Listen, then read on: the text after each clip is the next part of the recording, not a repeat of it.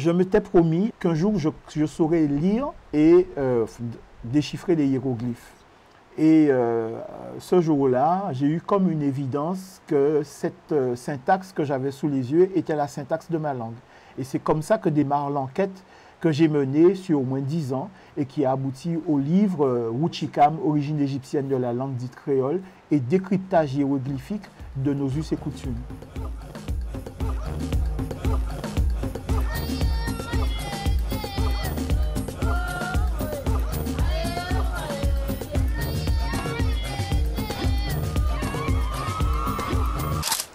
Alors bonjour Diolo. Bonjour. Bienvenue sur le média Katiopa. Bienvenue aussi à vous, bienvenue en Guadeloupe. Merci. Est-ce que vous pouvez vous présenter? Alors, je suis Diolo Divial, je suis un chercheur indépendant, plus spécialisé sur la question de l'origine de la langue dite créole. Voilà. Vous avez une formation académique classique? Non, c'est pourquoi je dis que je suis indépendant. Et on s'aperçoit en fait que beaucoup de ceux qui produisent aujourd'hui du contenu enrichissant pour nos langues sont des autodidactes ou des personnes qui se sont formées sur le tard, qui n'ont pas connu le cursus universitaire. Ok, vous êtes un chercheur indépendant dans le cadre de l'histoire du créole, mais votre formation professionnelle, j'ai cru comprendre que vous étiez journaliste. Alors oui, je suis journaliste. Je suis aussi, j'ai travaillé beaucoup dans la communication, donc j'ai une formation de communication, marketing, publicité, voilà. Alors votre nom de naissance est Jean-Luc Divial. Jean-Luc Divial, oui, je suis plus connu comme cela au niveau de la musique notamment. Au niveau de la musique? Oui. Alors à quel moment avez-vous décidé de changer votre patronyme? Parce qu'à un certain moment, on a besoin de se reconnaître, de se reconnecter aussi au continent et de se reconnecter à son ancestralité. Diolo, c'est très simple en fait, c'est le nom de mon arrière-grand-mère. J'ai cherché dans mon arbre généalogique le plus ancien nom qu'on pouvait trouver à consonance africaine. Et j'ai dit, c'est mon nom, c'est tout. Et la signification, est-ce que vous avez pu la voir de Diolo? Alors certains disent que cela signifie bonheur, voilà, mais alors j'étais au Mali et il paraît que dans la région de Kirina, il y avait un roi qui s'appelait Diolo Finmansa, voilà, c'est tout ce que je sais. Alors que j'ai voulu ce nom pour paraître un simple artisan, un ouvrier qui contribue à la connaissance. Alors comment ce changement de nom a été perçu dans votre famille? Est-ce que tout le monde a compris votre démarche? Pas tout le monde. Pas tout le monde, bien évidemment. C'est un peu normal, hein. Il faut donner du temps, hein, parce que personnellement, je ne suis pas arrivé comme ça du jour au lendemain à ces aspects. Cela m'a demandé aussi du temps, il fallait faire mûrir les choses. Donc moi, je suis aussi de ceux qui pensent qu'il faut laisser le temps aussi aux autres à comprendre. Donc effectivement, pour répondre à votre question, tout le monde ne l'a pas partagé, mais tout le monde sait en tout cas que ce patronyme-là, Diolo, compte dans la famille. Et vous avez vécu dans un contexte familial qui a suscité votre intérêt pour l'Afrique, pour le panafricanisme aussi, ou c'est votre cheminement personnel? Ça ne concerne que vous? Alors, est-ce que j'ai grandi dans un environnement qui a favorisé cela? Je vais dire oui, mais pas le panafricanisme. Je m'explique. C'est-à-dire que mes parents, c'était des personnes qui étaient très tournées vers la culture. Mon père, c'est quelqu'un qui achetait énormément de livres, qui n'avait pas forcément le temps de lire lui-même. Et à travers tous ces ouvrages, j'ai su puiser la partie qui m'intéressait et qui était relative justement à l'Égypte. Il y avait notamment une encyclopédie qui à l'époque s'appelait Le Million et qui faisait état qui témoignait des différents pays du monde, des différents continents. Et le volet Afrique allez savoir pourquoi, m'a passionné, m'a attiré, et la partie consacrée à l'Égypte. J'avais 7-8 ans, j'étais loin des aspects que nous évoquons aujourd'hui, hein, de savoir que c'était une civilisation africaine, que c'est une civilisation nègre. Mais cela m'attirait et je passais mes mercredis à consulter ce volet qui était consacré à l'Afrique et particulièrement celui de l'Égypte. Plus tard, arrivé en classe de CM2, Ma sœur, une de mes grandes sœurs m'a offert un livre qui s'intitulait Contes et légendes d'Égypte ancienne. Et avec la dédicace suivante, tu découvriras des aspects de l'Égypte que tu ne soupçonnais pas et que tout au long de ta vie, tu approfondiras. Elle était devin ou pas? Ah, je ne sais pas. Il faudrait lui poser la question. Vous-même, vous posez la question. Bien sûr, bien sûr, bien sûr. Parce qu'elle a contribué à mon éducation quelque part, culturelle, puisque c'est elle qui m'a fait connaître, par exemple, des gens comme Vélo. Voilà. Et à l'oreille, elle était capable de dire qui jouait du Goka dans la ville. Et c'est elle qui m'a, au cours d'une de nos balades, il m'a dit, tiens, voilà, Vélo joue par ici. Et c'est comme ça que j'ai rencontré ce monsieur qui avait déjà un certain âge, pour moi, hein, et que j'ai découvert son style, sa façon de jouer, les gens qui l'entouraient et tout. Voilà. Je peux dire que j'ai vu Vélo jouer. Ce n'était pas un ami de la famille, ce n'était pas une de nos fréquentations, mais je peux dire qu'au moins dans ma vie, j'ai vu Vélo jouer, j'ai vu le groupe Takuta, par exemple. Voilà. Et donc, je m'étais promis, après avoir lu cet ouvrage, qu'un jour je saurais lire et déchiffrer les hiéroglyphes. C'était une promesse qui est venue très tardivement, presque à l'âge de 40 ans. Et ce jour-là, j'ai eu comme une évidence que cette syntaxe que j'avais sous les yeux était la syntaxe de ma langue. Et c'est comme ça que démarre l'enquête que j'ai menée sur au moins 10 ans et qui a abouti au livre Wuchikam, origine égyptienne de la langue dite créole et décryptage hiéroglyphique de nos us et coutumes. Alors, que signifie Wuchikam? Alors, si on se réfère aux travaux du professeur Moubabengue Bilolo, il fait état que la bonne vocalisation, en tout cas du point de vue des Balouba, du mot Kemet, c'est Chikam, Chikama. Et il dit que ce peuple-là, c'était les Chikam ou les Bakam. Et aussi, il atteste que la langue, c'est le Chikam. Mais en analysant, en faisant une analyse comparée de la grammaire de l'égyptien ancien et de la grammaire de notre langue, je m'aperçois en fait qu'il y a des affinités remarquables qui sont indéniables. Et donc, j'ai pris conscience que ce que nous faisions, c'est de parler cette ancienne langue, mais sous une forme moderne, puisque désormais, nous y intégrons un lexique d'origine européenne et majoritairement français. Voilà. Justement, vous faites le rapprochement entre le créole et les textes sacrés égyptiens.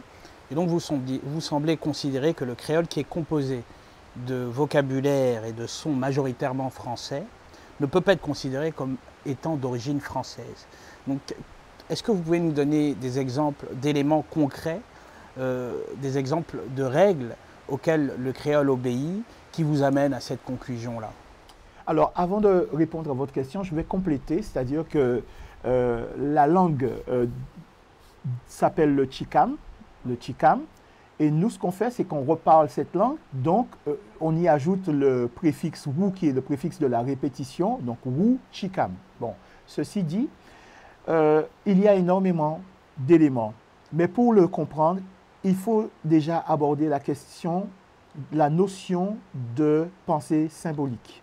Alors, je vais dire très simplement que notre langue ne peut pas être appelée créole parce que, justement, elle ne provient pas des créoles qui sont les descendants d'Européens qui se sont installés dans les anciennes possessions françaises d'exploitation sucrière.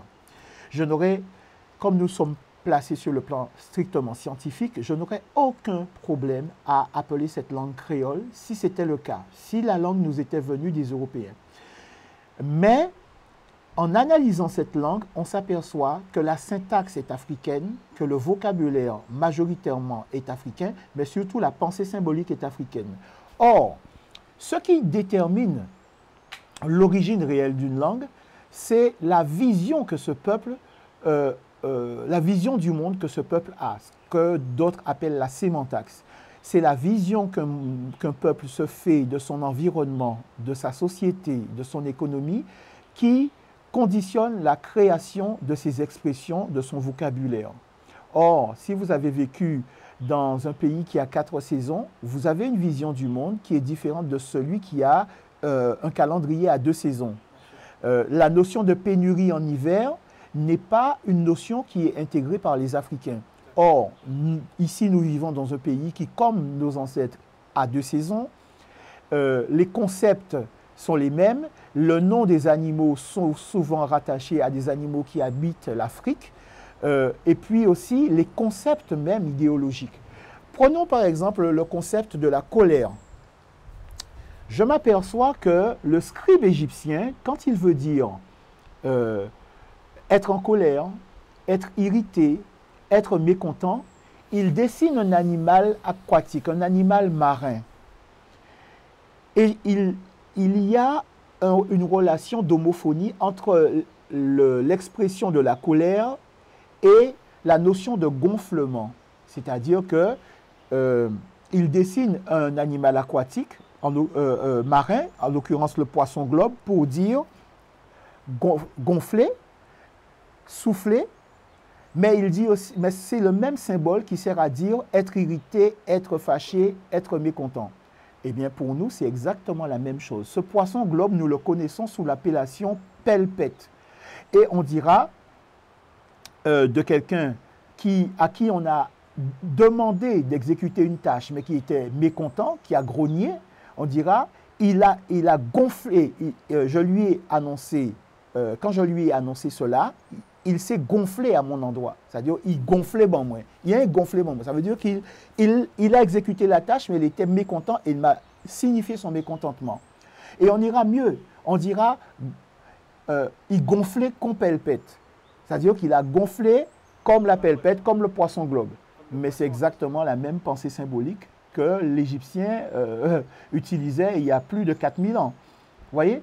C'est-à-dire que peu importe que les lettres soient les mêmes, il ne s'agit pas de ça, il ne s'agit pas d'une copie visuelle, c'est la véritable pensée symbolique dont vous parlez, qui peut être traduite n'importe comment, à partir du moment où ça parle de la même chose, substantiellement, eh bien c'est la même langue. Oui, absolument. C'est-à-dire que cette vision, cette observation que les ancêtres ont fait depuis très longtemps, que l'animal, quand on l'approche et qu'il se met à gonfler, c'est pour se défendre, il est mécontent d'être agressé. Donc, nos ancêtres à cette époque ont associé l'idée d'être mécontent, d'être irrité à ce gonflement. Et ceci a traversé les millénaires, je vais dire, pas des siècles, jusqu'à nous. Et c'est toujours ce même animal qui n'est pas un animal endémique des régions européennes et même de la Méditerranée. C'est un animal qu'on retrouve par exemple dans la mer Rouge, qui est une bordure de l'Égypte. Et cet animal, l'Européen ne peut pas le connaître. Mais nous, nos ancêtres, en arrivant ici, l'ont reconnu et donc l'ont nommé pelpète. Mais pelpète, la racine de ce mot dans notre langue, c'est un homophone du mot pour dire souffler, gonfler dans les langues africaines. Alors, des exemples comme celui que vous venez de présenter, est-ce qu'il y en a plusieurs pour qu'on puisse il y en a des aller centaines. à la conclusion qu'il s'agit véritablement d'une science qu'on peut exploiter, ou est-ce que c'est isolé? Ce n'est pas isolé, c'est-à-dire que c'est un trait marquant. Par exemple, pour nous, la santé, la santé, l'état de santé de quelqu'un repose sur la santé physique, la santé du corps. Donc, nous avons ce fameux témoignage rapporté dans un ouvrage de Marcel Griol, Dieu d'eau, où il s'entretient avec un sage dogon qui s'appelle Ogotomeli. Et la première phrase que prononce Ogotomeli, qui est un sage initié, quand Marcel Griol le rencontre pour la première fois, c'est « Comment va ton corps ?» Ici, c'est la première chose qu'on dira à quelqu'un. « Qui Jean Akola ?»« Qui Jean Akola ?»« Comment va ton corps ?» Voyez? Et tout repose sur la santé physique, l'allure du corps. Est-ce qu'on est pimpant, donc est-ce qu'on marche droit, ou est-ce qu'on marche courbé, par exemple? Si on marche courbé, ça veut dire qu'on est malade, qu'on est fatigué. Donc, on va dire, par exemple, la notion de fatigue, la notion de maladie va être rendue par le verbe écraser. Donc, on va dire kola crasé. Donc, quelqu'un qui dira kola crasé n'est pas en bonne santé. Et en même temps, quelqu'un qui va bien va dire, en forme, le corps est en forme. Bon, voilà. Le rapport, il se fait au niveau du corps. Au niveau du corps. Les termes qu'on va utiliser, quand on parle d'écraser, on parle du corps écrasé. Voilà. Et Le déplacement du corps aussi est un indice de bonne santé, puisque quand on dit qu'a fait, eh bien, ce verbe-là, ce n'est pas le verbe faire en français, le verbe faire, F-A-I-R-E, c'est un verbe ancien qu'on retrouve déjà aussi en wolof, qui est le verbe faire. Et faire, c'est aller, c'est venir. Donc, quand on dit qu'a fait, c'est comment va ton corps, comment il évolue dans l'espace. Vous voyez? Ce sont ces notions qu'on retrouve. Et ce fait connaît plusieurs mutations phonétiques dans notre langue. Par exemple, en Guyane, on dira komoto fika. Voilà, vous voyez, la terminaison de l'égyptien ancien existe. En Haïti, on dira m'fek rive, je viens de venir. Vous voyez, m'fek rive. Et chez nous, on va dire qu'a fait, mais on dira aussi foucan, qui veut dire partir, déguerpi. Vous voyez? Donc, ces concepts-là, on peut les relier. Et il y a plusieurs registres comme ça. En Haïti, par exemple, on ne connaît pas le mot poil, on dit plume. Or, en égyptien ancien, c'est le même mot pour dire plume et c'est le même mot pour dire les cheveux, pour dire le poil. Voilà, c'est ça. Et dans le processus, d'appropriation du lexique français, nos ancêtres ont gardé cette pensée symbolique. Ils ont simplement remplacé le mot de la langue africaine par le mot français. Donc, dans le registre du chagrin d'amour, en Martinique, par exemple, on dira un gros poil. Mais pourquoi le poil se retrouve à désigner le chagrin d'amour?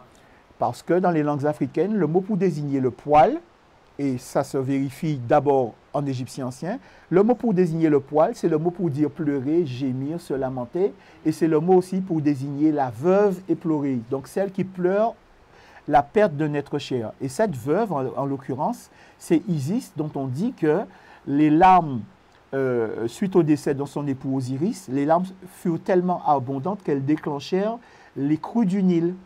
Et chez nous, l'idée de l'inondation, la saison de l'inondation, est associée au gros chagrin, parce qu'on va dire pleurer gros de l'eau. C'est pas simplement le fait de pleurer à chaudes larmes, c'est vraiment l'inondation, c'est vraiment le torrent. Ce sont les mêmes symboles. Ce sont les mêmes symboles. Donc ceci peut expliquer que dans les pays anglophones où il y a eu la trace d'Africains, eh bien, on retrouve la même pensée symbolique, peu importe que les langues soient différentes. Absolument. Avant même d'évoquer le cas de la langue espagnole, on peut déjà, en restant même sur la notion du corps, d'accord, évoquer le cas de la Dominique qui se trouve à nos côtés, qui est anglophone, par exemple. Cette même santé du corps, cette même stabilité du corps est associée aussi à la notion de paix. Donc, un enfant turbulent, on lui dira « foutez corps bien », c'est-à-dire pose ton corps ici, d'accord? Pose ton corps ici, reste tranquille, c'est comme ça qu'on lui dira. Mets ton corps, si je fais une traduction littérale, mets ton corps bien, ça veut dire assieds-toi et ne bouge plus. Mais à la Dominique, on dira put your skin right. Put your skin right, parce que c'est, soit on dira mettez corps bien, soit on dira mettez power bien. Et vous voyez que c'est les mêmes concepts. Bon, pour ce qui relève de la pensée symbolique, par exemple à Saint-Domingue, j'ai remarqué par exemple un certain nombre d'expressions qui sont typiques de la République dominicaine. Ici, par exemple, si on observe que dans un couple, l'homme est assez docile et qu'il n'ose pas se donner son avis et qu'il se laisse complètement absorber dans cette relation de couple, les gens diront que c'est parce que la femme a réalisé quelque chose de mystique pour le soumettre. Donc, on va dire qu'elle a attaché l'homme. Il marrait l'homme là. Eh bien, c'est la même expression qu'on retrouve à Saint-Domingue. Pourtant, il parle espagnol. Donc, vous voyez que c'est la même pensée symbolique. Mais on retrouve cela aussi sur le continent, dans les langues africaines modernes. Tout à fait. Dans beaucoup de pays, on peut le témoigner. Sur le Gabon, notamment. Voilà, notamment sur le Gabon. Mais j'en connais la raison. C'est parce qu'il y a un lien d'homophonie entre le verbe aimer et le verbe attacher. Parce que amarrer, c'est rassembler, c'est unir. Marrer, en copte par exemple, c'est unir, mais marrer, c'est aimer. Donc ce sont des homophones. On dit marrer pour attacher, on dit marrer pour aimer. Voilà. Et la chose, c'est que ce qui est condamnable dans la société, c'est quand cela se fait à l'insu de l'individu.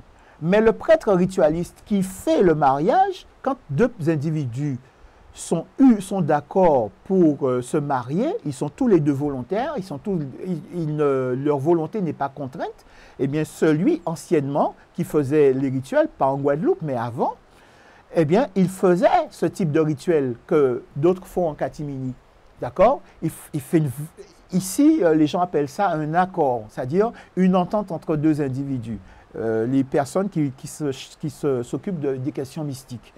Mais le prêtre ritualiste, sa mission, c'est de faire en sorte que ce ménage dure et soit indestructible. Donc, il va faire ces rituels pour vraiment unir mystiquement les deux individus.